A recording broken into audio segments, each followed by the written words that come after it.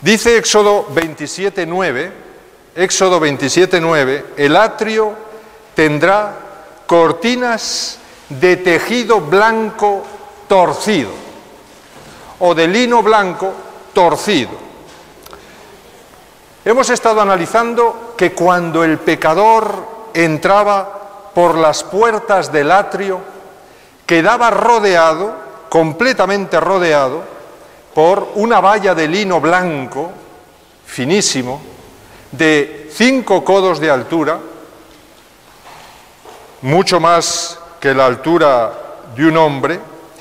Y sabéis, el término original que emplea Moisés para este tejido blanco es ses mostar. El primer término denota cualquier superficie de gran blancura. Se aplica incluso este ses, se aplica incluso al mármol blanco, aplican este término ses, pero mostar, que significa torcido o torsionado, pues mostar significa que era un tejido blanqueado de 2 hebras, indudablemente de lino. Los egipcios habían llegado a una perfección prácticamente absoluta en el tejido del lino, y Moisés, que conocía toda esta industria, empleó un término que empleaban los egipcios para hablar de un lino muy fuerte y de altísima calidad. Así es que el tejido que rodeaba la valla, que tenía que aguantar los vientos del desierto, era un tejido muy fuerte, doble, torcido, de doble hilo, y blanco, muy blanco, y rodeaba a todas las personas que entraban al altar de bronce. ¿Qué simboliza el blanco en la antigüedad? ¿Qué simbolizaba? ¿Qué símbolo tenía? Significaba principalmente pureza, era el color de la alegría y de las fiestas, pero sobre todo de lo sagrado. En todas las religiones antiguas el blanco simbolizaba lo sagrado y lo divino, símbolo de la pureza moral y ética. Salomón dirá en Eclesiastés capítulo 9, versículos 7 al 8, dice: anda, come tu pan con gozo y bebe tu vino con alegre corazón, porque tus obras ya son agradables a Dios, que en todo tiempo, dice, sean blancas tus vestiduras, que en todo tiempo sean blancas tus vestiduras y nunca falte perfume sobre tu cabeza. En Eclesiastés capítulo 9, versículos 7 al 8. Y Job ve sus obras buenas, su justicia y su rectitud como un vestido que lo cubre constantemente. Él lo dice en Job 29, versículo 14, él presenta su vida como unas vestiduras perfectas que lo cubren constantemente.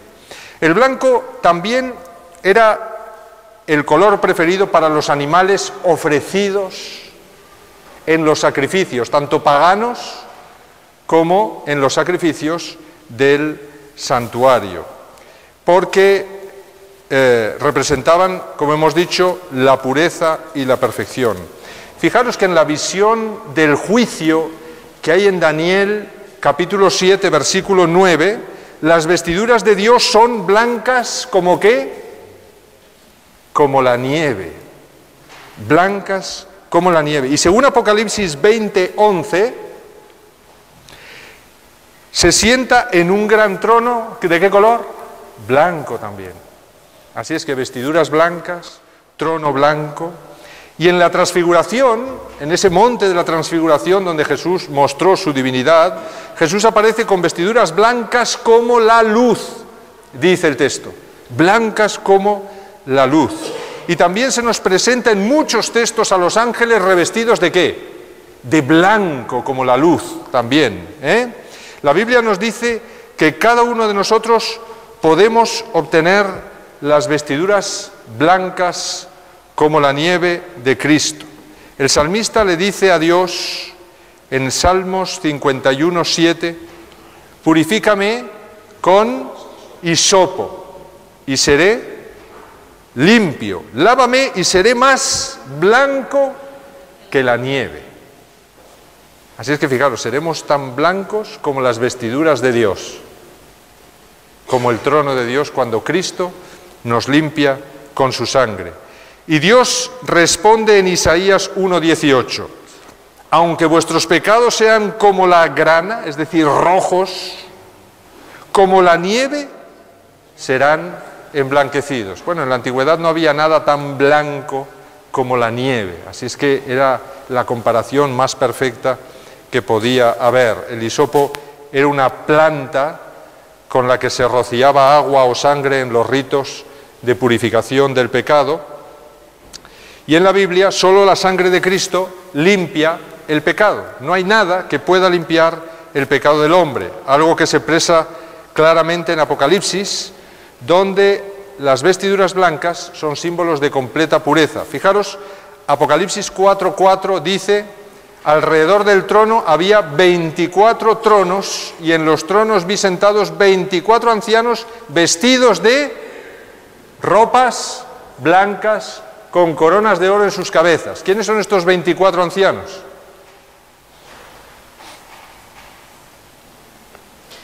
¿Quiénes son?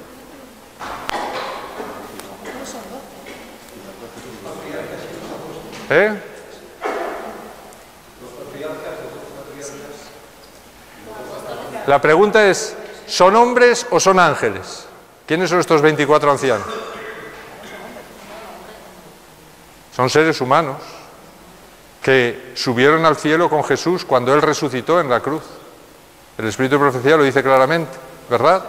Y están de testigos en el cielo, desde que Jesús ascendió al cielo, siendo testigos de toda la obra hasta 1844, y en 1844 se desplazan con Cristo para iniciar el juicio en el lugar santísimo, y están alrededor del trono del lugar santo y alrededor del trono del lugar santísimo. Luego son personas que subieron al cielo desde la muerte de Cristo, que dice que se aparecieron a muchos en Jerusalén y ascendieron a Jesús como primicias de todos los redimidos que luego serían resucitados en la segunda venida de Jesús. Fijaros que estos, en otro texto, dicen: porque tú nos has redimido de entre los de la tierra, dicen los 24 ancianos, y echan sus coronas a los pies de Jesús. Dice: nos has redimido de entre los de la tierra. Así es que claramente están diciendo que son seres humanos que han sido redimidos y están revestidos de la perfección de Jesús, figurada en las ropas blancas, que es con la que están vestidos. Son 24 porque en el Antiguo Testamento y en el Nuevo Testamento había 24 órdenes sacerdotales que trabajaban para Dios. 24 órdenes sacerdotales. También tenemos 12 tribus de Israel y 12 apóstoles, que sumados son 24. Así es que están representados en esos 24 ancianos todo el pueblo de Dios. Es un símbolo. Quiere decir que en torno al trono de Dios, desde el año 31, cuando Jesús ascendió al cielo, hay seres humanos. Serán más de 24, pero de alguna manera está mostrando que son órdenes sacerdotales que finalmente son testigos ante el trono de Dios de lo que Dios está realizando en el cielo hasta que venga en su segunda venida y ya seamos testigos todos. Pero mientras tanto son ellos los testigos. Después de esto miré y vi una gran multitud, la cual nadie podía contar. Ahora los redimidos se suman a los 24 ancianos de todas las naciones, tribus, pueblos y lenguas. Estaban delante del trono y en la presencia del Cordero, vestidos de ropas blancas y con palmas en sus manos. Fijaros, Apocalipsis 4:4, Apocalipsis 7:9. Y en Apocalipsis 7:14 dice: estos son los que han salido de la gran tribulación. Y la gran tribulación, mis hermanos, pues son los 1260 años, y es todas las épocas de la historia realmente. Es cierto que hay una gran tribulación que Jesús señala específicamente, como esa tribulación, ese tiempo de angustia previo, terrible, antes de la segunda venida, que yo creo que estamos comenzando ya, o al menos estamos viendo las primeras gotitas. Bueno, pues dice: han pasado por la gran tribulación y han lavado sus ropas y las han blanqueado en la sangre del Cordero. Fijaros que dice, ya lo hemos dicho en otras veces, lavado y blanqueado. Lavado es justificación y blanqueado es santificación. Así es que justificación y santificación constante han blanqueado sus ropas en la sangre del Cordero, único medio para alcanzar el cielo. Por eso, Apocalipsis 22:14, al final ya de Apocalipsis dice: bienaventurados los que lavan sus ropas para tener derecho al árbol de la vida y para entrar por las puertas en la ciudad. Así es que el secreto para entrar por las puertas y ser ciudadano del cielo es sencillo, es lavar las ropas y blanquearlas en la sangre de Jesús todos los días. No hay otro secreto, este es el único secreto: caminar con Jesús y vivir limpiando nuestras ropas de los posibles pecados que van manchando nuestras vestiduras blancas que nos han sido dadas en el momento que aceptamos a Jesús como nuestro Salvador personal. Pero esas ropas se van manchando. Así es que hay que blanquearlas constantemente en la sangre de Jesús.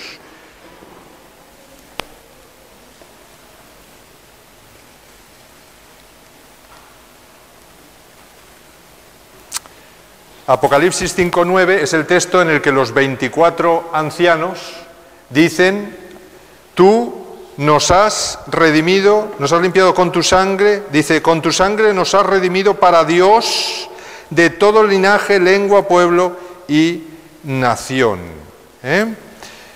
Luego, mis hermanos, son redimidos y sus ropas son blancas porque las han lavado en la sangre del Cordero, vertida en el altar de bronce del tabernáculo o en la cruz al principio de todo el santuario para limpieza de nuestros pecados. Y la serie de Apocalipsis termina con una bienaventuranza para los que lavan sus ropas en la sangre del Cordero, es decir, a aquellos que se arrepienten y piden perdón por sus pecados a Dios, poniendo su fe en la sangre expiatoria de Cristo vertida en la cruz. Y gracias a esto tendrán derecho a entrar de nuevo en la nueva Jerusalén.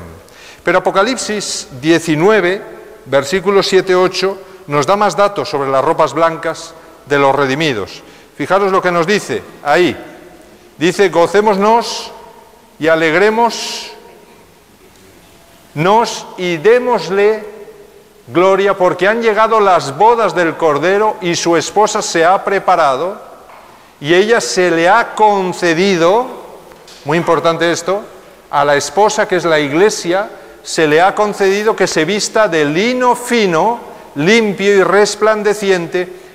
Y ahora añade el apóstol Juan entre paréntesis: pues el lino fino significan las acciones justas de los santos.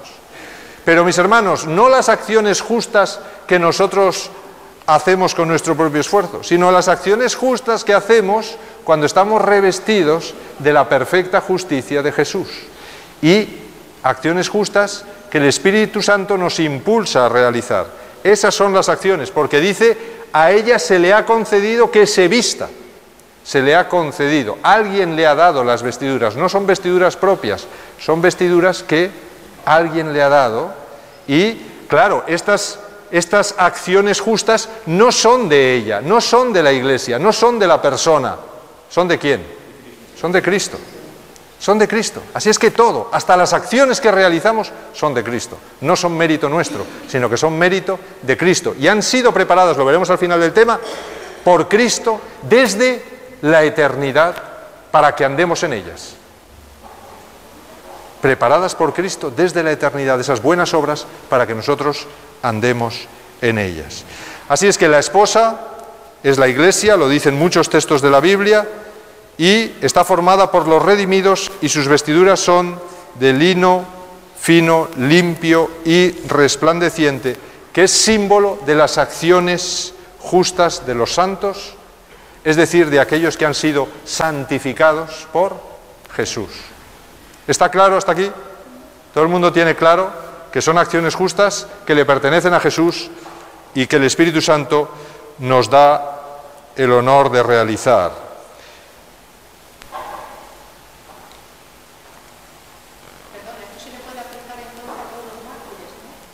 Claro, claro. Pero todas las personas que han muerto, no solo como mártires, sino todas las personas que han muerto de muerte natural, pero han muerto firmes en la esperanza de Jesús, todos permanecen vestidos de blanco. Por eso en el altar de incienso Todos los que están al pie del altar son los muertos que han muerto, es decir, que han llegado caminando a través de las distintas fases de la salvación hasta ahí. Ese es el lugar más cercano al cielo que se puede llegar. Bueno, realmente es el lugar al que todos los redimidos tienen que llegar. Todos tienen que ser encontrados al pie de ese altar de incienso, en el lugar santo, al pie del altar de incienso. Es decir, han muerto en la esperanza de que se abran las cortinas y ver regresar a Jesús. Esto es lo que muestra Apocalipsis. Muy bien. ¿Por qué la inspiración ha escogido un tejido como símbolo de la perfecta justicia de Cristo? Y es que las preguntas hay que hacérselas a la Biblia, mis hermanos. ¿Por qué la inspiración ha cogido el tejido como símbolo de la perfecta justicia de Jesús? ¿Por qué? Pues la respuesta es fascinante. Y es lo que vamos a intentar ver en esta tarde. Fijaros que antes de pecar, Adán y Eva, ¿qué llevaban encima? Llevaban vestiduras blancas de luz, las mismas que lleva Dios, las mismas que lleva los ángeles, las mismas vestiduras blancas de luz. O sea que, aunque estaban desnudos porque no había ningún tejido encima de ellos, sí llevaban unas vestiduras blancas de luz. Por eso ellos, cuando pecaron, esas vestiduras desaparecieron. Y entonces se vieron desnudos completamente y vieron que habían perdido algo. Habían perdido las vestiduras de perfección y pureza que les rodeaban. Así es que este atavío de luz era la señal visible de la perfecta justicia de Dios que rodeaba sus vidas. Eran inocentes y perfectos, no había en ellos mácula de pecado, así es que Dios podía revestirlos completamente de su misma gloria. Pero después de la transgresión, junto al árbol del conocimiento del bien y del mal, estas vestiduras desaparecen y quedan revestidos de lo que es la carne. Es decir, todo lo que le rodeaba de Dios ha desaparecido y queda el ser humano independiente a Dios. Pero el ser humano independiente a Dios se muere. Así es que a partir de ese momento comienza, mis hermanos, algo contra el que el ser humano no puede luchar, y es el tiempo. A partir de ese momento comienza la cuenta atrás hacia la muerte. Comienza el famoso Cronos de los griegos, que ellos lo dibujaban como un dios, lo presentaban como un dios inexorable, terrible, que va marcando tu tiempo y que tú no puedes luchar contra él. Así es que quedaron desnudos completamente y la cuenta regresiva hacia la muerte comenzó en ese momento. Fijaros que este tiempo cronos griego, este tiempo cronológico, que es lo que significa cronos, tiempo cronológico, es decir, un tiempo inexorable, pues este tiempo es inactivo con los seres eternos, no tiene acción sobre los seres eternos, pero es inexorable con los seres mortales. Así es que el terrible tirano Cronos comenzó en ese momento a avanzar en las vidas de Adán y Eva y de toda la humanidad. Pero en ese momento, que parecía que todo estaba perdido y que la cuenta atrás hacia la muerte había comenzado, aparece en escena ¿quién? Aparece en escena Jesús. Fijaros, en un instante aparece Jesús y les da una solución al ser humano. Y la solución se la presenta en forma de túnicas de pieles. Estaban desnudos, se habían hecho delantales de hojas. Dios les dice, esos delantales no sirven para nada. Realmente sirve esto. Tiene que morir alguien para que vosotros podáis vivir. Y si no muere alguien inocente, limpio y blanco como las pieles de estos corderos, vosotros no podréis vivir y no se podrá parar el Cronos ni tendrá solución. Así es que, mis hermanos, estas túnicas que llevaban los primogénitos, también como José, son las mismas túnicas que las túnicas de pieles, porque el mismo término que se emplea para túnicas de pieles se emplea para las túnicas de los primogénitos, para las túnicas sacerdotales, para todo ello se emplea el mismo término, un término hebreo que es kodnot, mostrándonos que todas cumplen la misma función salvífica. Todas, tanto la túnica de pieles como la túnica de los primogénitos, como la túnica de los sacerdotes de lino blanco, todas me muestran distintas facetas de lo que Jesús hace en mi vida. Nos señala que nuestro pecado, estas túnicas nos señalan que nuestro pecado ha sido cubierto por la perfección de Jesús. Y esto lo tenemos que creer por fe. Por fe. Pero también esas túnicas, su blancura me invita a no mancharme con el pecado, sino a ser santo como Dios es santo. Y aquí entra el problema de la santificación. En la primera fase entraría la justificación por fe. Yo creo que Jesús me puede revestir de su perfección. Y me reviste. Muy bien. Pero ahora que tengo las vestiduras blancas, ¿qué pasa? ¿Me voy a manchar y paso de todo? No. Por eso tiene que entrar a funcionar la santificación. Su blancura me invita a no mancharme. No mancharme. Y a ser santo como Dios es santo. Y el que fueran llevadas por los primogénitos y por los sacerdotes me indica cuál es mi misión sacerdotal con mi familia en primer lugar y con mi prójimo en general en segundo lugar. Así es que fijaros, justificación, santificación y misión están señaladas claramente en las vestiduras. Realmente toda la Biblia enseña el gran plan de Dios para revestir al hombre. La Biblia muestra el plan de Dios para revestir al hombre. Revestir al hombre de una desnudez total provocada por el pecado hasta una perfección absoluta. Por eso todos los redimidos, el principio de la Biblia se presenta con Adán y Eva desnudos. Y el último libro de la Biblia, ¿qué nos presenta? Todos los redimidos vestidos de lino blanco, igual que Adán y Eva tenían antes del pecado. Así es que toda la Biblia me presenta el proceso de vestir al hombre de nuevo a la perfección que tenían cuando la perdieron en el Edén. Así es que fijaros si son importantes las vestiduras y el mensaje que intentan transmitirnos. Mis hermanos, hilo a hilo, hilo a hilo de ese manto de lino fino ha sido tejido por Cristo, personalmente por Él, hilo a hilo. Y ha sido tejido por su perfecta vida de obediencia. Y con ese tejido hecho hilo a hilo, Jesús nos reviste gratuitamente solo por el hecho de aceptarle como nuestro amigo. Así es que yo le acepto como mi amigo y le digo, Señor, quiero seguirte y caminar contigo, y automáticamente Jesús me reviste de su perfección de lino fino.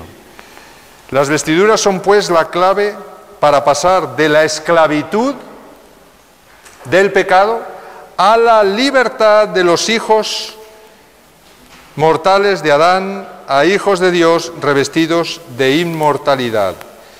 Y aunque el empleo bíblico de las vestiduras y las cortinas de lino blanco quizá nos han parecido hasta hoy pues simplemente un símbolo de la perfección, un símbolo de la salvación que Jesús trae a nuestra vida o una simple metáfora, estamos descubriendo, mis hermanos, y vamos a descubrir que encierran profundas lecciones de lo que Cristo ha hecho en nuestra vida. Pero fijaros que aún hay más enseñanzas y para descubrirlas vamos a tener que meternos un poquito en cómo se confeccionaba un tejido de lino o cualquier tejido en la antigüedad.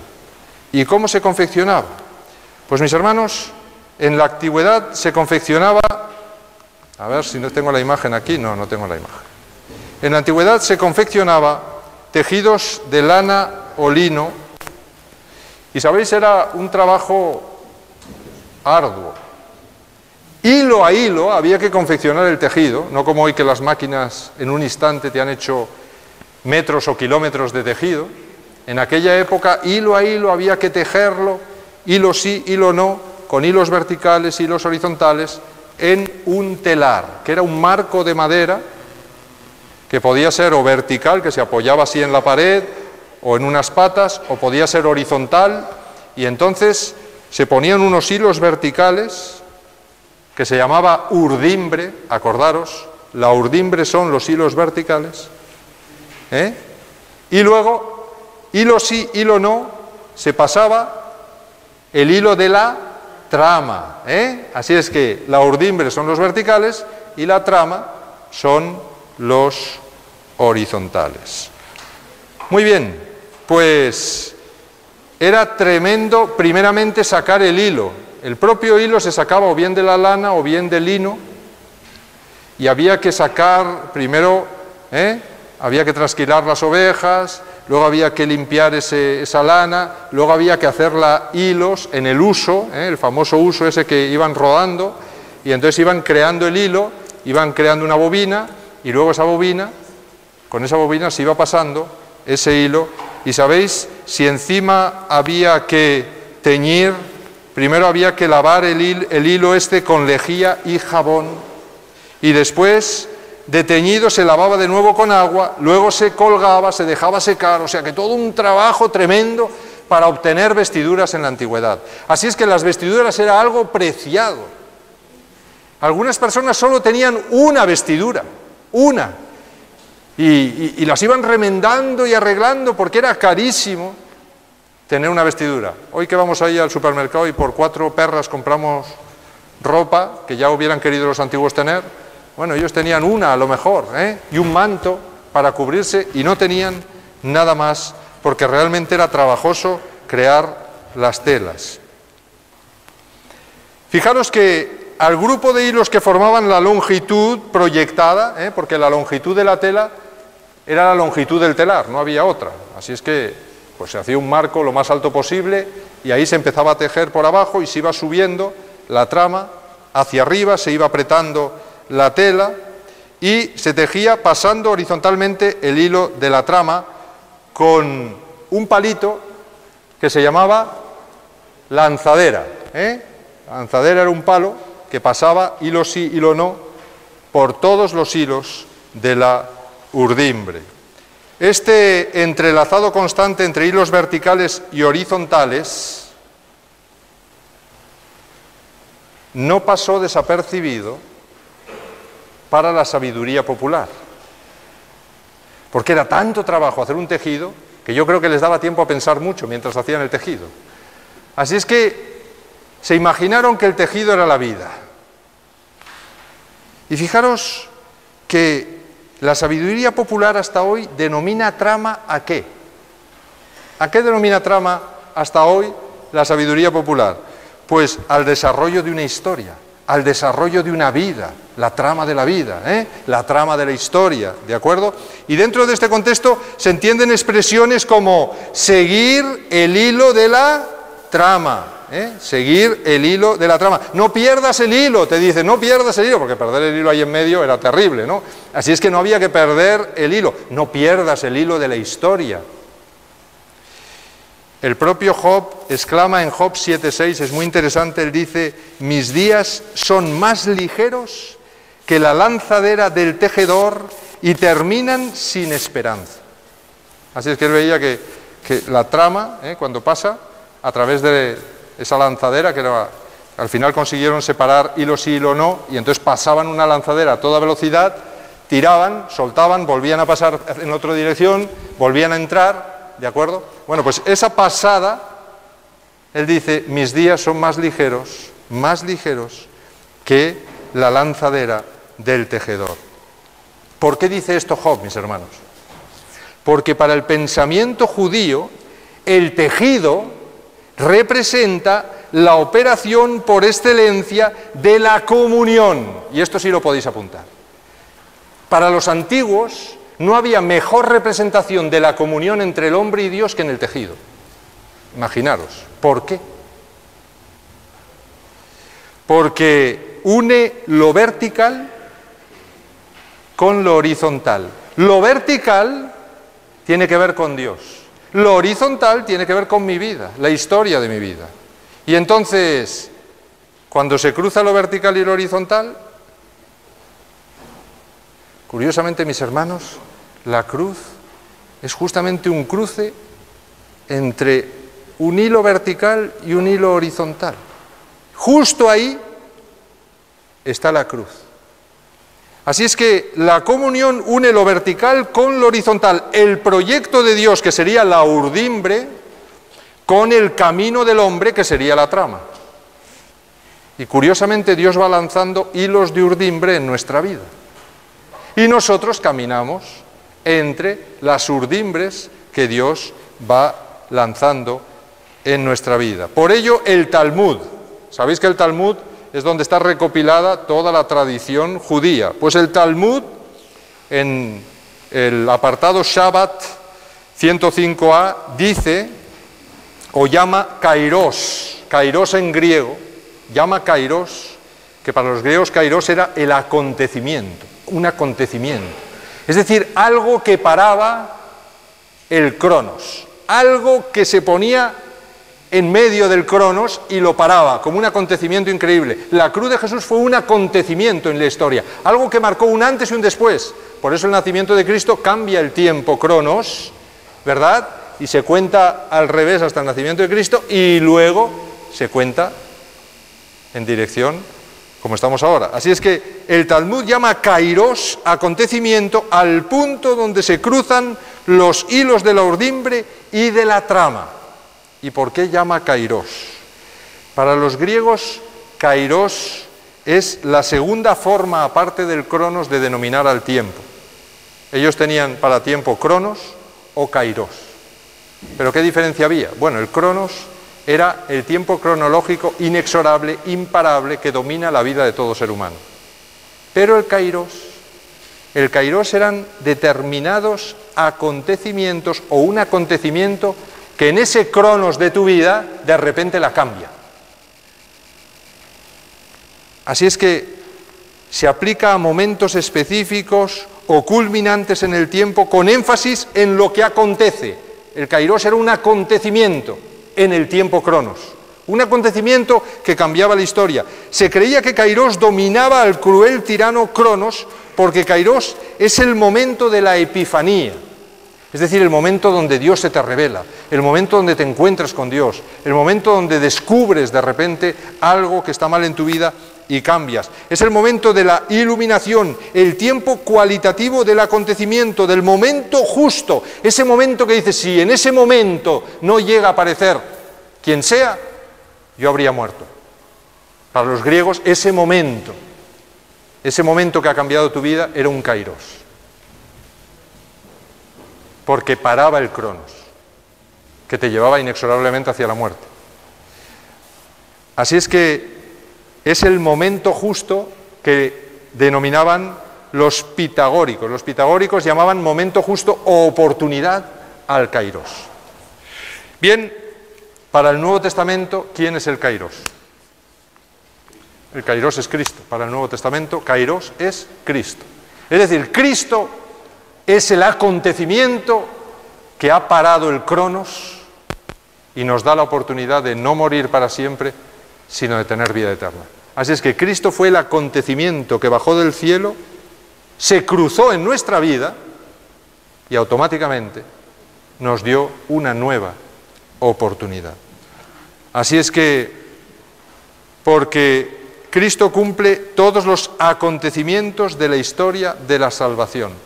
Todos los acontecimientos para cambiar la vida del hombre los ha marcado Cristo. Y fijaros que estos acontecimientos son todas las profecías del Antiguo Testamento, porque esos acontecimientos están profetizados.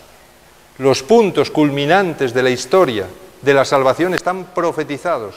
Es como si Dios hubiera creado el marco del telar de la historia de nuestro mundo, le ha dado la altura que Él quería, le ha dado la anchura que Él quería, y Él ha marcado, y ha escrito, y ha puesto los hilos verticales.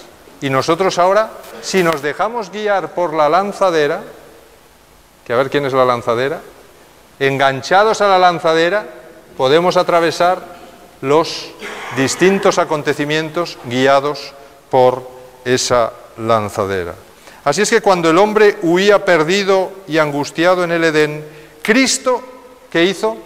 Se cruzó en su camino. Cristo se cruzó en su camino, provocando el primer kairos en el gran telar de la historia. El hombre estaba perdido, caminaba hacia su destrucción, pero Cristo se cruzó en el telar. Elena de White dice que Cristo entró a la presencia del Padre y le dijo: Padre, que no mueran, yo bajaré y moriré yo en su lugar.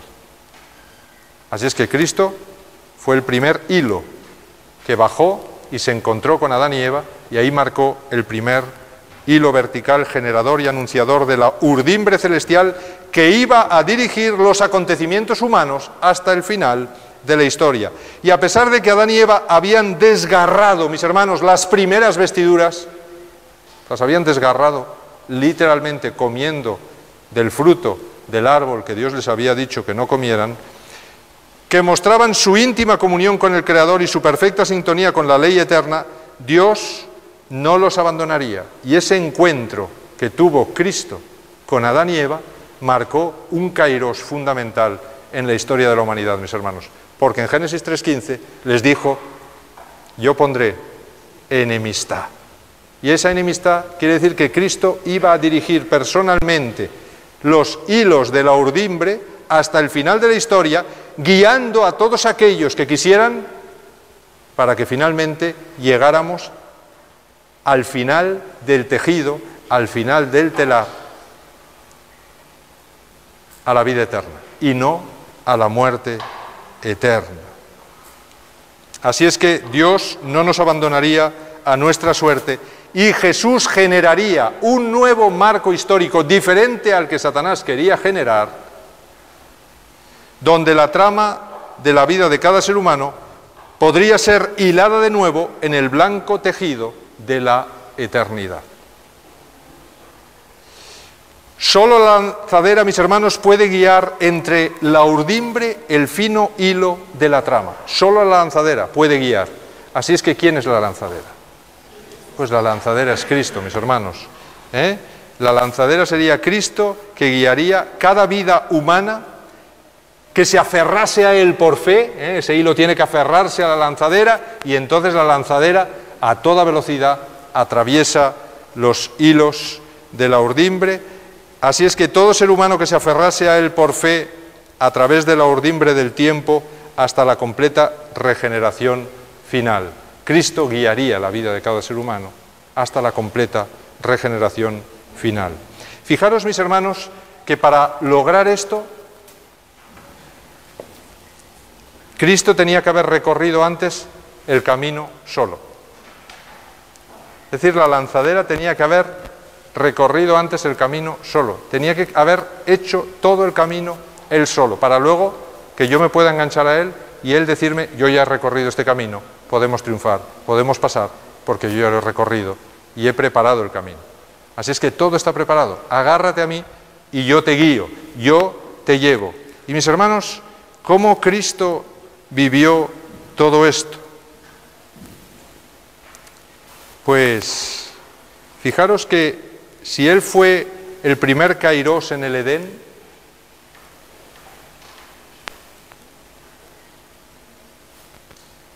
recorrió todos los kairos de la historia. Pero, mis hermanos, no solo recorrió los kairos que nosotros vamos a recorrer, recorrió todos los kairos fundacionales, todos los acontecimientos fundacionales y tipológicos de la historia de Israel. Por ejemplo, la tentación de Adán, ¿la recorrió Cristo? Sí, tentación en el desierto, idéntica a la de Adán y Eva.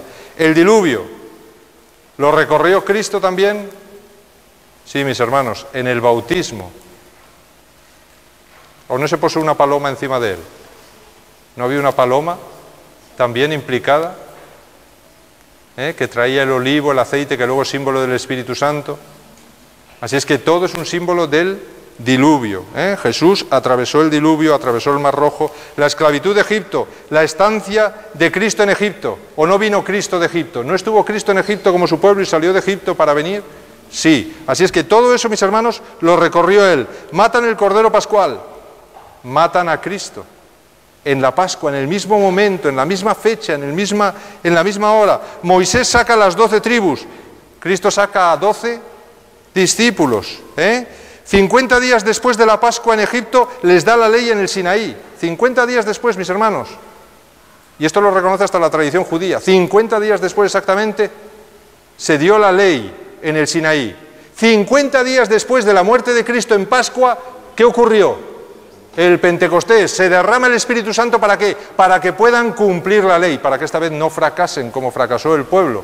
Porque cuando Dios les dio la ley les dijo, vosotros haréis esto, y ellos ¿qué dijeron? Sí, lo haremos, por nuestras propias fuerzas, ahí nos esforzaremos, y siempre fracasaron. Entonces Jesús, 50 días después, les dice, no hagáis nada, no prometáis nada, no digáis nada, mejor uniros y esperad, y yo os daré el poder que os hará posible el que vosotros cumpláis perfectamente la ley de Dios. Así es que en todo ello, mis hermanos, vemos que cada acontecimiento de la historia de la salvación fue urdido, de urdimbre, fue urdido, esa palabra viene de urdimbre, fue urdido por Dios desde la más remota eternidad. Y fue revelado poco a través de los profetas. Dios fue revelando cómo Él iba poniendo hilos de la urdimbre para que nadie se pudiera perder, sino que confiando en Él, todos los tiempos de la historia estaban ya marcados. Ahora solo había que cogerse a Cristo y ir atravesando la historia hasta llegar al final del telar, que es cuando los redimidos, vestidos de blanco, porque han seguido a Cristo en esa creación perfecta de sus vestiduras, puedan entrar en el reino de los cielos. Así es que, mis hermanos, esos acontecimientos, esos kairós, fueron revelados poco a poco a los profetas y finalmente puestos por escrito en el Antiguo Testamento a lo largo de, ¿cuántos años? ¿Cuántos años tardó en escribirse el Antiguo Testamento? 1500 años, 1500 años. Y hay aquí una cosa interesante. ¿Qué área tenía toda la tela de lino blanco que rodeaba el atrio? Tenía 5 codos de altura y era un tejido continuo, se cosió continuo. El rollo no sé lo que pesaría, pero vamos, continuo, y tenía 300 codos de longitud. Así es que 300 por 5, ¿qué área nos da? 1500. Exactamente el mismo número que tardó en escribirse toda la Biblia, que me muestra todo el camino de salvación hasta el cielo. Así es que, mis hermanos, Cristo cumplió cada uno de estos acontecimientos. Él es el centro, el principio y el fin de la historia. Él es la urdimbre, atentos, Cristo es la urdimbre y la trama, porque Él recorrió la trama antes que nosotros. Por eso las obras que nosotros hacemos no son nuestras, son de Él. Y nosotros no nos perdemos en la trama de nuestra vida, mis hermanos, porque Cristo nos va guiando y va haciendo o marcando las obras, o ya ha hecho las obras que nosotros tenemos que hacer. Todo es de Él. Cristo es la urdimbre, Él marcó los acontecimientos, Él es la trama. Él es la lanzadera que nos guía y va formando con todos aquellos que se enganchan a Él, esos hilos que se enganchan a Él, Él va formando el tejido de la eternidad, el tejido de los redimidos, ese tejido que revestirán todos los redimidos al final de la historia. Así es que Como expresa el apóstol Pablo en Romanos 16, 25, Él era la revelación del misterio que se ha mantenido oculto desde tiempos eternos. Cristo era la revelación del misterio, porque no se sabía que había un plan de salvación, ni siquiera lo sabían los ángeles, mis hermanos, no lo sabía nadie, solo lo sabía el Padre, el Hijo y el Espíritu Santo, que se reunieron antes de crear nada del universo, nada. Se reunieron y crearon el plan de salvación, porque ellos sabían que le darían libertad absoluta a sus seres creados, y sabían que en esa libertad había un pequeño peligro, y es que un día uno de esos seres creados decidiera hacer lo que le diera la gana, como un cáncer. Una célula que ha sido creada para una determinada función decide hacer lo que le da la gana, y comienza un cáncer. Bueno, pues el pecado es eso, un cáncer. Un cáncer que va invadiendo, contagiando a otras células y finalmente podría llegar a invadir el universo entero y matar todo. Entonces Dios tuvo que crear un plan para extirpar ese cáncer, acabar con ese cáncer. Y creó el plan de salvación. Pero no se reveló hasta que Adán y Eva pecaron.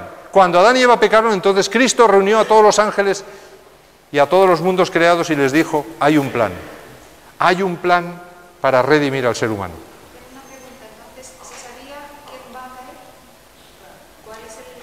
Lo sabían el Padre, el Hijo y el Espíritu Santo, pero no lo sabía nadie más. Era un misterio que nadie sabía. Tampoco sabían que Satanás iba a pecar. Dios sí lo sabía, pero no lo sabían el resto. Pero, mis hermanos, el que Dios lo sepa porque tiene omnisciencia no quiere decir nada. Yo ya he dicho aquí que si yo tuviese omnisciencia y supiese que alguien que albergo en mi casa dentro de 1 año, 2 o 10 me va a clavar un cuchillo por la espalda, pues automáticamente lo mantendría bien lejos de mi casa. Sin embargo, Dios, sabiendo lo mismo, te tiene en su casa y te trata mejor que a nadie. Y se deja clavar el cuchillo en la espalda. Y cuando le has clavado el cuchillo en la espalda, entonces te dice, Padre, perdónale porque es que no sabe ni lo que ha hecho. Esto es lo que hizo Jesús. Jesús era el mejor amigo de Satanás en el cielo, cuando sabía que Satanás un día le clavaría en la cruz y era su mejor amigo. Así es que, mis hermanos, existe predestinación desde el punto de vista de Dios, pero es predestinación para la salvación, no predestinación para la perdición. Todos estamos predestinados a salvarnos en Cristo y a través de Cristo. Así es que el que quiere perderse se pierde porque le da la gana a él, no porque Dios lo haya predestinado a perderse. Estamos todos predestinados a salvarnos. El preconocimiento de Dios, el preconocimiento de saber si yo me voy a perder, a él no le hace nada. Jesús sabía que Judas le iba a traicionar. Pero Satanás no sabía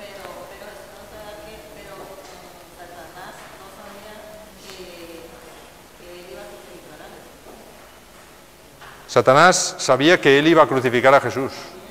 Bueno, Satanás lo sabía porque lo planeó él personalmente.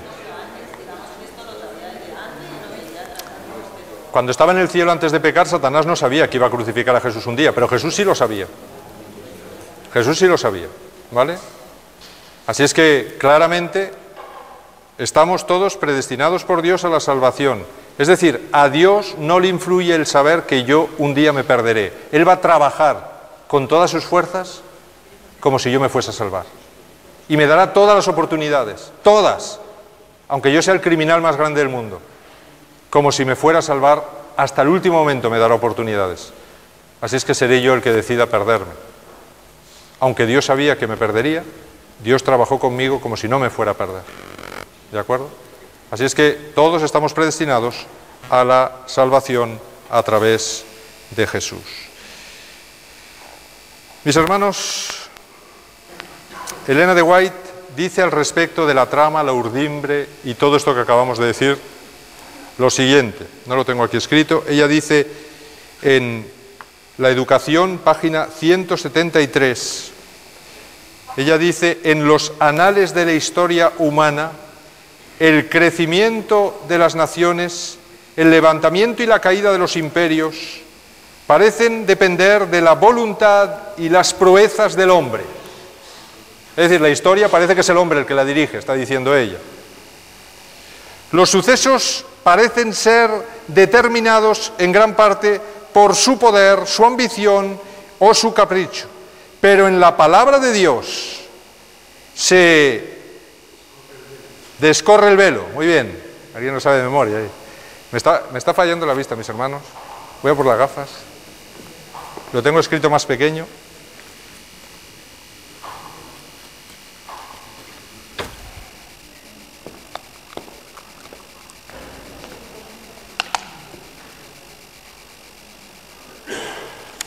En la palabra de Dios, sí. Te has dicho que había 300 metros de perímetro de lino, 50, 50 y 100, no 300.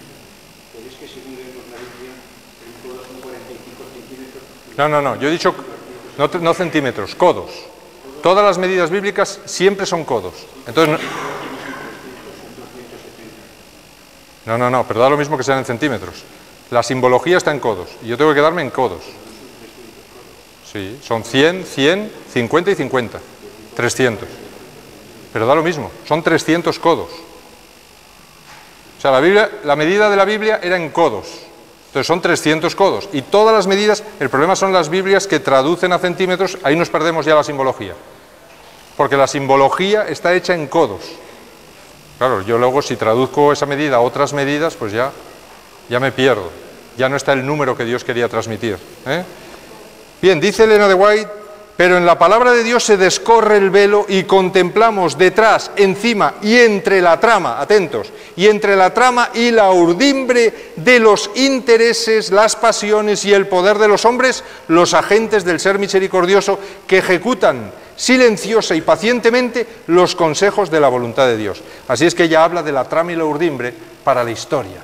Y ella dice que realmente es así, que parece que los seres humanos dirigen esa trama y esa urdimbre, pero no, dice ella, quien la dirige es Dios. Los agentes de Dios están dirigiendo la trama y la urdimbre. Pero dice más, tocante a nuestra relación con Dios, ella añade, la religión de Dios es una trama firme. La religión de Dios es una trama firme. Es decir, el hombre que se engancha a Jesús es conducido por una trama firme, compuesta de innumerables hebras y entretejida con tacto y habilidad. La sabiduría que proviene de Dios es lo único que puede hacer completa esta trama. Así es que solo Dios puede hacer completa la trama de nuestra vida. Si nosotros no nos dejamos llevar por la lanzadera que es Cristo, nuestra trama se perderá. Será un hilo de ahí que se salga y se perderá. Así es que Dios es el único, dice, que puede hacer completa esta trama.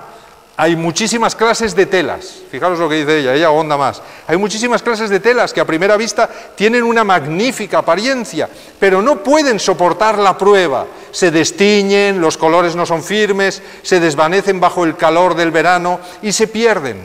La tela no puede soportar un trato áspero. Así pasa con la religión de muchos. Cuando la trama y la urdimbre del carácter, fijaros, ya es el carácter, la trama y la urdimbre, no soportan la piedra de toque de la prueba, el material de que está compuesto es inservible.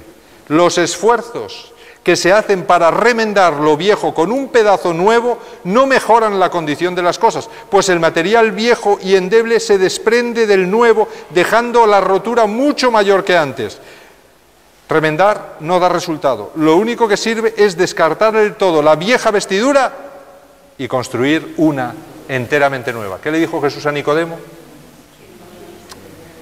Lo viejo tiene que tirarse y hay que aquí construir una nueva naciendo de nuevo. Porque si no, lo viejo va a romper lo nuevo. Es decir, lo viejo no deja avanzar lo nuevo. Y lo nuevo rompe completamente lo viejo. Y así es que se crea ahí un choque terrible. Ella dice más, ella dice en Mensajes para los Jóvenes, página 157 al 159, Jesucristo, su espíritu, su carácter, da color a todas las cosas. Es la trama y urdimbre, la misma textura de nuestro ser entero. Así es que Jesucristo es la trama y la urdimbre de nuestra vida. Lo dice el Espíritu de Profecía. Fijaros que hemos llegado a ello sin el Espíritu de Profecía, pero ahora lo confirmamos con el Espíritu de Profecía. Jesús es la trama y la urdimbre de nuestra vida. Al continuar mirando a Jesús, reflejamos su imagen hacia todos los que nos rodean. No en vano, mis hermanos, el santuario fue rodeado de 60 columnas. 60 columnas que impedían el paso por todos los lugares y guiaban a toda la gente que venía de todos los lugares, ¿hacia dónde? Hacia la puerta. Y Jesús dice, yo soy la puerta. Y la puerta era la única que tenía 3 colores, porque todo lo demás era blanco, de lino blanco, del que están revestidos todos los redimidos. Si las columnas son hombres, porque en toda la Biblia las columnas son hombres, ¿por qué hay 60 columnas? Porque esas 60 columnas mantienen cada una un trozo de tejido de 5 por 5, mis hermanos. 5 codos de altura por 5 codos de anchura. Cada columna sostenía un área de 5 por 5, que son 10. 60 columnas. Y todas me guían hasta la puerta. Son hombres, mis hermanos, que sostienen el tejido, la trama y la urdimbre de Cristo en sus vidas y que muestran o dan testimonio al mundo entero que ellos han sido salvos por la gracia y la perfecta justicia de Cristo. Perfecta justicia en el lino blanco que están sosteniendo. Gracia en el número 5, porque el número 5, mis hermanos, y todo el tabernáculo es un múltiplo del número 5. Todas las medidas son múltiplos del número 5, todas. El número 5 en la Biblia me habla de gracia. Así es que están diciendo que por la gracia de Cristo ellos han sido redimidos y han sido revestidos por la perfecta justicia de Dios. ¿Y quiénes son esas 60 columnas? ¿Quiénes son? Porque la Biblia me dice quiénes son. Y además 60 con nombres y apellidos. ¿Quiénes son? Son hombres. Mis hermanos, la Biblia me dice que tenemos 10 patriarcas antes del diluvio, 10 patriarcas después del diluvio hasta Taré, padre de Abraham. Y luego, si nos vamos a la genealogía de Mateo, tenemos desde Abraham hasta José, el padre de Jesús, 40 patriarcas. Así es que 40 y 10, ¿cuántos son? 60. Total, 60 patriarcas en la genealogía de Cristo que desde Adán y Eva marcan el camino que lleva hasta la puerta, que es Jesús. Y todos ellos basados en basas de bronce, el mismo material que el altar, y 5 por 5 medía horizontalmente el altar, están diciendo que gracias a la muerte de Cristo en la cruz, por eso ellos mataban los corderos y construían altares desde Adán, fueron construyendo altares hasta la época de Jesús. Ellos estaban diciendo que su vida y su fe y su salvación estaba basada ¿en qué? Basada y sustentada por una basa de bronce que representaba que Cristo era el que iba a pagar el precio por el juicio a muerte que Dios iba a darle al pecado. Así es que su vida estaba sostenida por eso. Y arriba, encima de las columnas, mis hermanos, había un cabezal de plata. Y la plata, y esto lo veremos en los 144.000 detalladamente, la plata, mis hermanos, representa la sangre de Jesús. Pero puesto aquí en la cabeza en forma de un casco, la sangre de Jesús puesta aquí en la cabeza en forma de un casco, ¿qué está diciendo? Tengo que irme a otro lugar de la Biblia, donde Pablo habla de la vestidura del cristiano, y que no me deje nada sin ponerme en esa vestidura, en esa armadura del cristiano. ¿Y qué es el casco, mis hermanos? El casco de la salvación. Así es que, ¿qué está diciendo ese casco de plata que llevaban todas las columnas arriba? ¿Qué está diciendo? Que todos los patriarcas, desde Adán hasta José, que basaban su vida en la muerte de Cristo en la cruz, que estaban dando testimonio al mundo y guiando al mundo desde Adán hasta ese heredero, ese que nacería de la mujer y que le pisaría la cabeza a la serpiente, hasta la puerta, que es justo el momento cuando nacería Cristo, el Kairos en el que Cristo nacería, guiándolos todos ahí, tenían una seguridad en su mente. ¿Qué seguridad tenía? Que por la sangre de Cristo ellos son salvos. ¿Y qué los unía a todos? Pues me dice el tabernáculo que a todos los unía un hilo o una vara de plata, unía a todas las columnas. ¿Por qué de plata, mis hermanos? Porque la misma creencia en las mismas cuerdas de la sangre de Cristo unían a todos hasta la puerta. O sea que toda la configuración, fijaros los detalles, ¿verdad? Toda la configuración hasta los últimos detalles, ¿Cuántas cuerdas enganchaban las columnas? Se cree que 4 cuerdas, mis hermanos, de lino, dice la Biblia, que tenían que ser, enganchaban cada columna y estacas de bronce entraban profundamente en el suelo. Y hay varios textos de la Biblia que me dicen que la estaca, la misma palabra hebrea que emplean para estaca, hay profecías que dicen que esa estaca es Cristo y que Cristo iba a colgar de esa estaca la salvación. ¿Y esa estaca por qué entraba profundamente en la tierra? Porque Cristo, mis hermanos, al morir fue, ¿qué? Fue sepultado, mis hermanos. Y hay un texto que dice, con cuerdas de amor te he atraído a mí, te he sujetado a mí. Así es que claramente esas cuerdas de lino que representan la perfección de Jesús están enganchadas en su muerte profundamente y sujetaban, mis hermanos, las columnas para que no cayeran ¿en qué? En los vientos de las pruebas que en el desierto de este mundo soplaban frecuentemente. Y ahí estaban las cuerdas de amor sujetando su fe en la muerte de Cristo, su vida basada en la muerte de Cristo y dando testimonio al mundo, fueron guiando a toda la humanidad hasta la puerta, hasta el día que Jesús nació y fijaros cómo el telar se va tejiendo y se va creando. Así es que por eso Cristo es el único guía o lanzadera que puede guiarnos a través de los acontecimientos de la historia y Jesús dice, ¿cuántos días nos va a guiar?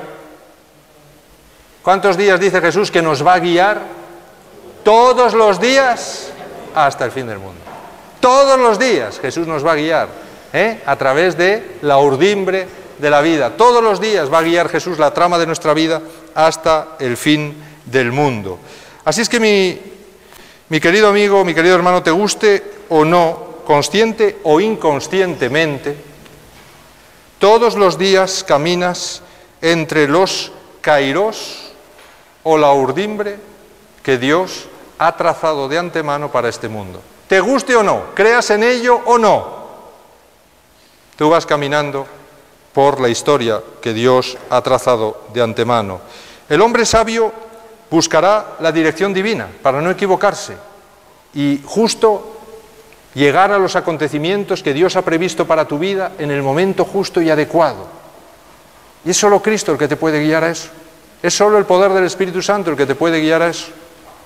Así es que el hombre sabio le pedirá sabiduría cada día a Dios para decir, Señor, que hoy yo cumpla tu proyecto, que hoy yo camine bien enganchado a la lanzadera y tú puedas hacerme encontrar justo en los kairos que tú quieres que yo me encuentre. Y que yo pueda soportar las pruebas y que yo pueda afrontar los distintos acontecimientos de este día sabiendo que ya han sido previstos por ti y que están dirigidos por ti y que no hay nada que yo no pueda soportar aferrado a ti. Es así, mis hermanos. Por eso las vestiduras de Cristo me revisten mientras yo voy caminando con Él. Me revisten. ¿Por qué? Porque Él ya ha previsto todos los acontecimientos, todos los movimientos, todas las decisiones de nuestra vida. Por eso el salmista exclama algo muy interesante. Bienaventurado el que tú escojas y atraigas a ti para que habite en tus atrios. Bienaventurado, muy feliz, el que pueda vivir rodeado en el atrio de la tela de lino blanco. Es decir, el que esté rodeado de la perfecta justicia de Cristo. El Salmo 84, versículos 2 y 10 dice, anhela mi alma y aún ardientemente desea los atrios de Jehová. Es decir, que mi vida esté completamente dirigida por Dios, dirigida por Cristo. Por eso David dice, mejor es un día en tus atrios que 1000 fuera de ellos. Escogería antes estar a las puertas de la casa de mi Dios que habitar donde reside la maldad. Porque fuera del plan de Dios hay maldad. Fuera del atrio hay maldad. Dentro del atrio estoy rodeado de la perfecta justicia de Cristo y Cristo dirige mi vida. Por eso dice el Salmo 92, versículos 12 al 13, el justo florecerá como la palmera, el culto que hice hace poco, crecerá como cedro en el Líbano, plantados en la casa de Jehová, en los atrios de nuestro Dios. Ahí creceremos, ahí nos desarrollaremos, ahí daremos frutos, ahí mostraremos al mundo que realmente hay un plan de salvación. Por eso dice el Salmo 100, versículos 3 al 4, reconoced que Jehová es Dios. Él nos hizo y no nosotros a nosotros mismos. Pueblo suyo somos y ovejas de su prado. Entrad por sus puertas con acción de gracias y por sus atrios con alabanza. Y el apóstol Pablo resume todo esto en Filipenses 3, versículos 8 al 12. Y él dice: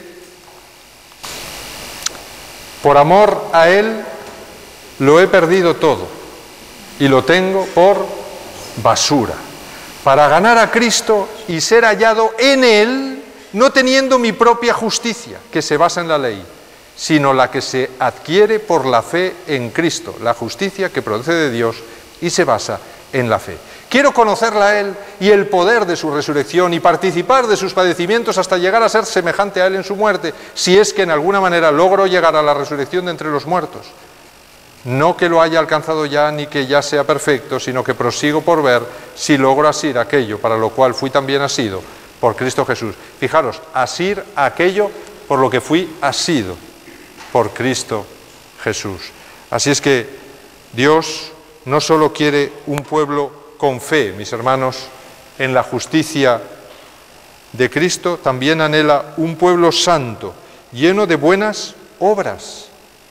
Lleno de buenas obras. Y esto no solo lo dijo claramente Jesús, también lo ratificó Pablo en Efesios 2, del 8 al 10.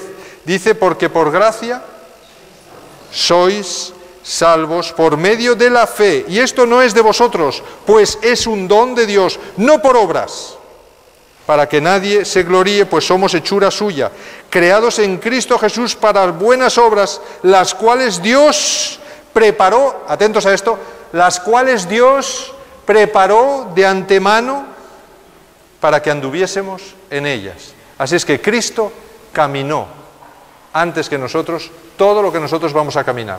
Padeció mucho más que nosotros vamos a padecer y preparó el camino para que ahora Él pueda guiarnos con la seguridad de que Él triunfó, nosotros también podemos triunfar. Y que asidos a Él, la trama y la urdimbre de nuestra vida será correcta. Y entraremos a formar parte del telar de Dios, del telar de la historia. Gracias.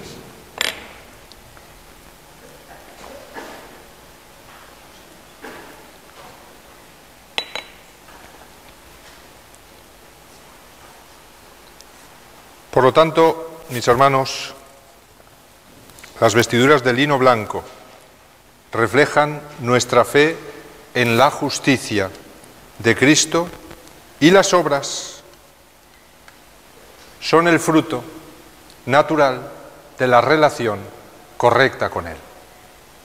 No son nuestras obras, son el fruto de la relación con Él. Así es que no son obras meritorias, sino que son las obras que Jesús ya ha hecho y que nosotros por imitación hacemos, y además ayudados por el poder del Espíritu Santo para que las podamos hacer después de Él. Por eso, claramente, dice Pablo en Romanos 6, 22 al 23, ahora que habéis sido liberados del pecado y hechos siervos de Dios, tenéis por vuestro fruto la santificación y como fin, la meta es la vida eterna. ¿Está claro? Está claro. Cuando el pecador entonces entra en el atrio, las cortinas de lino lo separan del mundo. Cuando entramos en contacto con Jesús, mis hermanos, esas cortinas nos separan del mundo y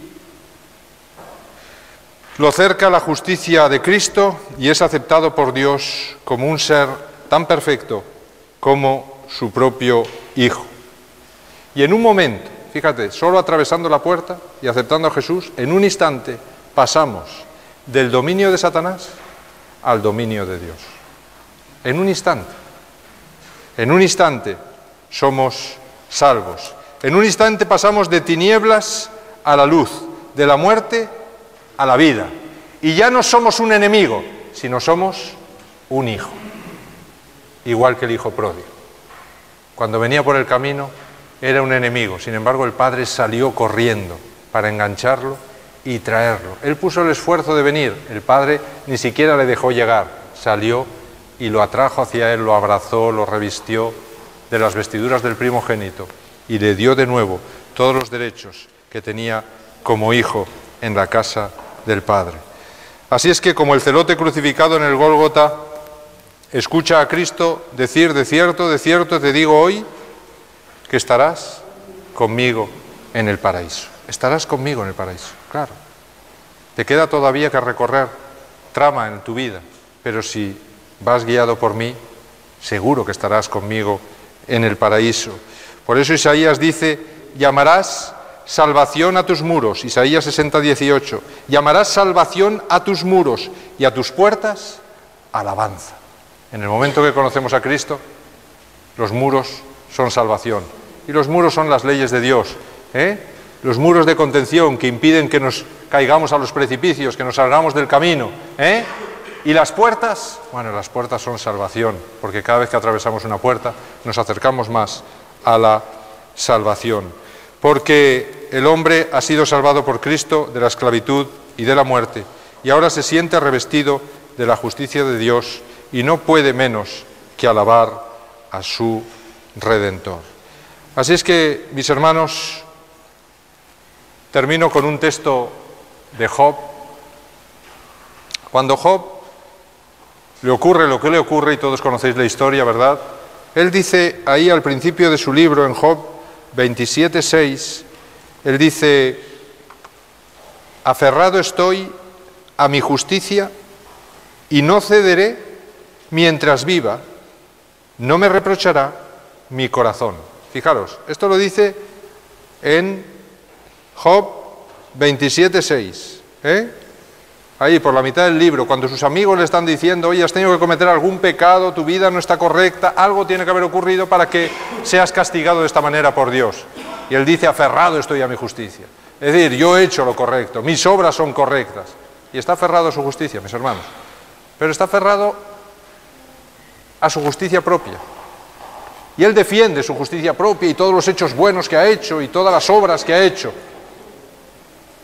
Pero cuando Dios comienza a preguntarle y cuando él comprende que hay mucho más de lo que él entendía, entonces él termina su libro diciendo algo muy interesante. Él dice en Job 42, versículos 3 al 6, Job 42, versículos 3 al 6, él dice: así hablaba yo y nada entendía, porque eran cosas demasiado maravillosas para mí que yo no comprendía. De oídas te conocía, pero ahora mis ojos te ven. Por eso me aborrezco y me arrepiento en polvo y ceniza. ¿Qué es lo que produjo el cambio en la vida de ese hombre, mis hermanos? ¿Qué es lo que produjo el cambio? La prueba. La prueba que había vivido produjo el cambio. Él estaba confiado en su religión, confiado en su rutina diaria, confiado en la relación que él tenía con Dios, confiado en que él se esforzaba por hacer las obras buenas, y cuando sus amigos le increpan, él dice: no, yo he hecho todo lo correcto, y empieza a hacer una sucesión, una lista enorme de cosas buenas que él ha hecho. Pero él dice al final, cuando ve la santidad de Dios, la perfección de Dios, cuando entiende qué es lo que ha ocurrido por detrás del telón que él no veía y cómo Satanás ha pedido para probarle, entonces él ahora dice, después de que Dios le hace una serie de preguntas que él no sabe ni contestar sobre la creación y la ciencia de Dios, entonces él dice esto: bueno, yo antes hablaba de lo que no entendía. Yo antes hablaba de lo que no entendía, y así dice, así hablaba yo y nada entendía, porque eran cosas demasiado maravillosas, es decir, demasiado grandiosas, espectaculares para mí, que yo no comprendía. De oídas te conocía, pero ahora mis ojos te ven. Por eso me aborrezco y me arrepiento en polvo y ceniza, mis hermanos. Fue la prueba lo que cambió a Job. Y esa prueba era un hilo de urdimbre que estaba ya planificado por Dios. No creáis que Satanás pudo probarle así porque sí, de repente por aquella conversación que mantuvieron. Dios ya tenía pensada esa prueba. Y esa prueba, mis hermanos, ayudó en algo a Job. Y es a comprender la verdadera relación que tenía que haber entre él y Dios. Hasta ese momento él creía que era la correcta, pero al final descubre a través de la prueba que no era la correcta. Y a través de la prueba él pudo ver como nunca en su vida a Dios. Así es que no rechacemos las pruebas, porque también forman parte de la urdimbre trazada por Dios para nuestra vida. Y esas pruebas lo único que harán y lograrán, si nosotros nos aferramos, como se aferró Job, con más fuerza que nunca a Cristo, a su lanzadera. Por eso él dice, aunque... ¿Qué dijo Job? ¿Alguien se acuerda? Aunque me matares, en él confiaré. Se aferró, mis hermanos. Muy bien. ¿Una enfermedad? Pues muy bien, Señor. Aunque me matares, yo no me suelto de ti y en ti confío. Porque, mis hermanos, si en una prueba y en un problema que tengo en este mundo, que vendrán muchos, me suelto, como hacen algunos, me suelto de Dios y digo, yo no quiero creer en Dios, y abandono la iglesia o abandono a Dios, ¿qué puede pasar con ese hilo? ¿Qué puede pasar? Ese hilo se convierte en algo que van a tener que cortar al final, porque está saliendo del tejido. Entonces, solo si permanezco aferrado como Job a la lanzadera, aunque no entienda nada, y dejo que la lanzadera siga avanzando, entonces al final diré lo que Job decía. Al final diré, no entendía nada, pero ahora mis ojos te ven. Ahora entiendo que todo esto era para bien. Ahora entiendo el plan y el proyecto que tú tenías para mi vida. Así es que, mis hermanos, espero que todos nosotros seamos y formemos parte de esas columnas, ¿verdad?, que hasta la segunda venida de Cristo deben marcar el camino, esta vez ya no hacia el altar de bronce, sino hacia dónde deben marcar el camino. Deben marcar el camino, mis hermanos, hacia el Santísimo, hacia la puerta, la última puerta, que está a punto de abrirse, y por cierto, a punto de cerrarse la puerta de la gracia. Ya se han cerrado 2 puertas detrás nuestro, ahora queda la última, mis hermanos. Por eso, las basas de las columnas que están a la puerta del lugar santo son de bronce, y las columnas que están a la puerta del lugar santísimo, sus basas son de plata. ¿Por qué? Porque el mensaje ha cambiado. ¿Cuál era el mensaje que predicaban los apóstoles en el año 31, que es cuando Cristo entró por esa puerta, por la puerta del lugar santo, y los apóstoles le siguieron? ¿Cuál era el mensaje que predicaron? ¿Cuál era el mensaje que dice Pablo que él solamente va a predicar? Cristo y este crucificado, basas de bronce. Esto es lo que yo voy a predicar. Porque era el acontecimiento del momento y lo que el mundo tenía que conocer, mis hermanos. Hoy el mundo entero conoce a Cristo y sabe del cristianismo y de la muerte de Cristo. Pero hay algo que no sabe. Y es que el juicio ha comenzado. Que el juicio comenzó en 1844. Por eso las columnas que están a la puerta del lugar santísimo tienen basas de plata.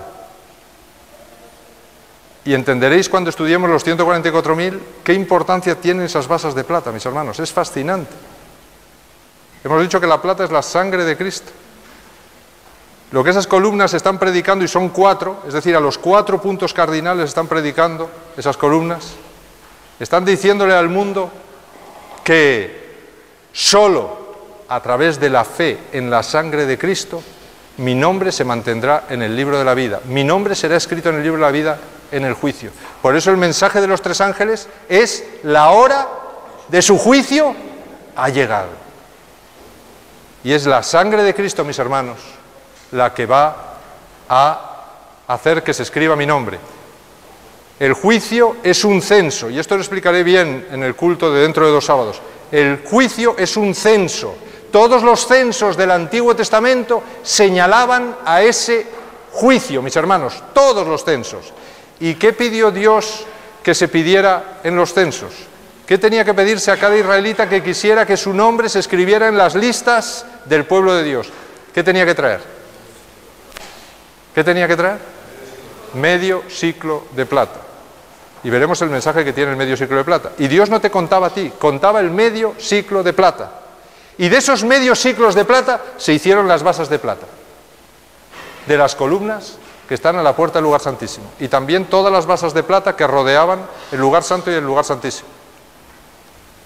Y veremos a ver qué importancia tiene eso, porque ahí están los 144.000.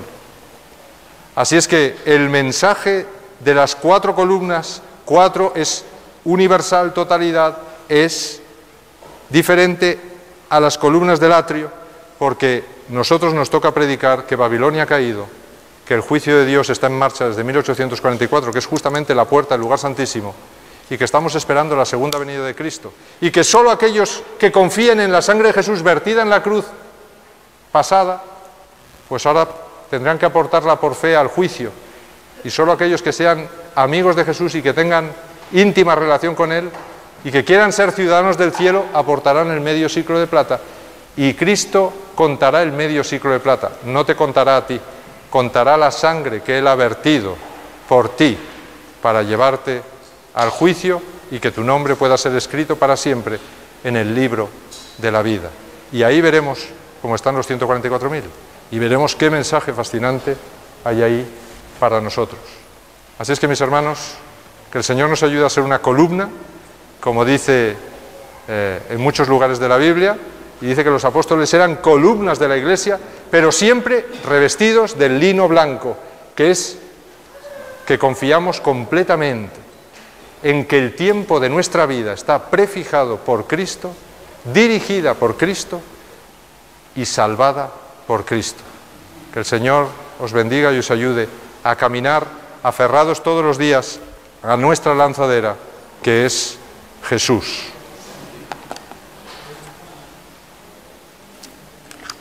¿Hay alguna pregunta, alguna cuestión que no se haya entendido? Pues os invito a entonar todos juntos: fijo mis ojos.